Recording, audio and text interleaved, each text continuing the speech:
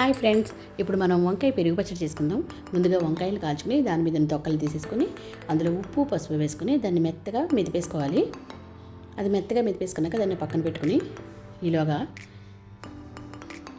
Mixie jar తీసుకుని అందులో పచ్చిమిర్చి కొత్తిమీర వేసి దాన్ని పేస్ట్ పట్టుకుని ఉంచుకోవాలి.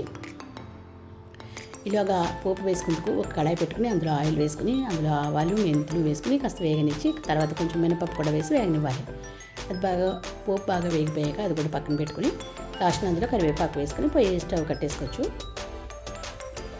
ఇలాగ పెరుగు తీసుకుని అందులో పసుపు సాల్ట్ వేసి ముందుగా మనం వేయించుకున్న పోపు కొత్తిమీర పచ్చిమిర్చి పేస్టు ఈ వంకాయ ముద్ద వేసి దాన్ని మెత్తగా మెదిపేసుకోవాలి.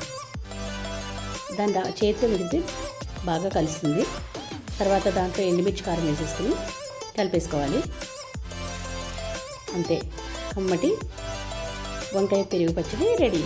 దాన్ని వేడివేడి అన్నంలో కలిపి తింటే చాలా బాగుంటుంది ఫ్రెండ్స్. ఒకసారి మీరు కూడా ట్రై చేయండి.